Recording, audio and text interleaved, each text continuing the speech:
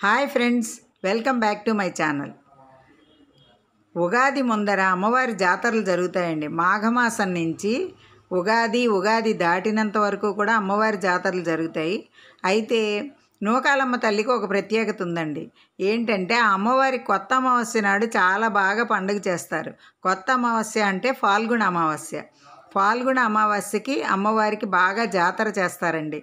ఆ జాతర చేసే 9 రోజుల ముందు ఉత్సవాలు మొదలవుతాయి అన్నమాట అమ్మవారికి. నూకాల అమ్మవారు చూసారా ఎంత చక్కగా ఎంత కళగా ఉన్నారో. అయితే ఈ జాతరలో భాగంగా ఒకరోజు పొలిమేర కడతామని అంటారండి. పొలిమేర కట్టడం అంటే ఈ గుడికి పరిసరాల్లో ఎక్కడైతే పొలిమేర ఉంటుందో అక్కడికి వెళ్ళి పొలిమేర కట్టడం అని కట్టొస్తారండి. అయితే ఈ అమ్మవారికి మాల వేసుకుంటారు చాలామంది. ఆ మాల ధరించిన వాళ్ళే పొలిమేర కట్టడానికి వెళ్తారండి. మాల అంటే అమ్మవారి నూకాంబిక అమ్మవారి మాల అంటే పసుపు రంగు బట్టలండి. మగవాళ్ళైతే పసుపు రంగు పంచ, పసుపు రంగు చొక్కా లేదా బనీనండి, పైన ఒక కండువా ఉంటుంది. ఆడవాళ్ళకైతే పసుపు రంగు చీరండి, దానికి చిన్న గోరెంచ అనమాట, ఆకుపచ్చ కానీ ఎరుపు కానీ ఉంటుందన్నమాట. ఈ పొలిమేర కట్టిన రోజు కూడా అమ్మవారు వచ్చారండి ఒకళ్ళ ఒంటి మీదకి. చూసారా ఎలా ఊగుతున్నారో? అలా అనమాట. అమ్మవారి జాతరలో ఇవి చాలా సహజంగా జరుగుతూ ఉంటాయండి. అయితే ఈ అమ్మవారు మాల వేసుకుంటారు కదండి, వాళ్ళు ఈ 9 రోజులు వేసుకుంటారు, లేదా మొక్కుకున్న ప్రకారం 3 రోజులు 5 రోజులు ఏదైనా ఒక కోరిక కోరుకుని మొక్కుకుంటే అలా మాల వేసుకుంటారండి.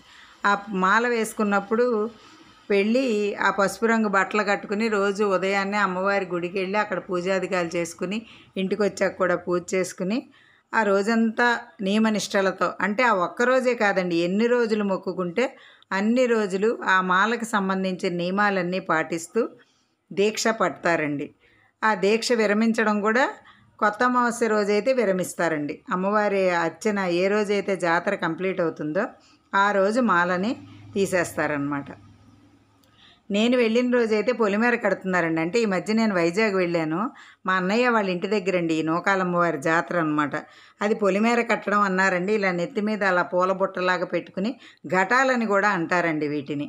పొలిమేర కట్టొచ్చిన తర్వాత కొంతమంది ఇలా ఘటాలు నెత్తి మీద పెట్టుకుని వెళ్తూ ఉంటారనమాట. చాలా సంబరంగా ఉంటుందండి. మనం చూడడానికి కూడా పూనకం రావడం కూడా సహజమే చాలామందికి.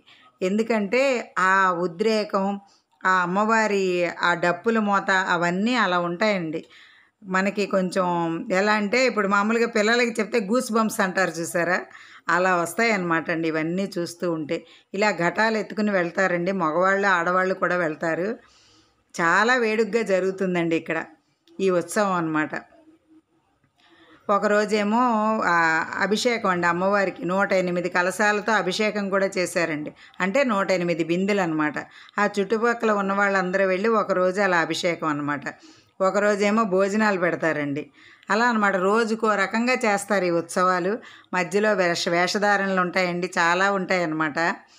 రకరకాలుగా వేషధారణలు, ఊరేగింపులు, చాలా బాగా జాతర 9 రోజులు కూడా అమ్మవారు 9 రకాలుగా ప్రసన్నం అవుతుందేమో అన్నట్టు ఉంటుందండి. ఒకరోజైతే నిప్పుల కుండం కూడా తొక్కుతారండి. ఈ అమ్మవారి జాతరలోనే నిప్పుల కుండం కూడా ఉంటుందన్నమాట. ఒకరోజైతే నిప్పుల కుండం కూడా తొక్కుతారండి. ఇలా మొక్కుకుంటే మాత్రం ఈ తల్లి మనకి ఏది కోరుకుంటే అది నెరవేరుస్తుంది అని అంటారండి. చూసారండి, ఇవన్నీ ఘటాలు ఎత్తుకెళ్ళడం అంటారు. బిందెల్లా ఉన్నాయి చూసారా, అవన్నీ అలా అనమాట. వీటిని ఘటాలు అంటారండి. ఆడవాళ్ళు మగవాళ్ళు కూడా తీసుకెళ్తారనమాట. తర్వాత ఈ మాల వేసుకున్న పిల్లలండి, చిన్న పిల్లల దగ్గర నుంచి పెద్దవాళ్ళ వరకు ఎవరైనా వేసుకుంటారండి మాల.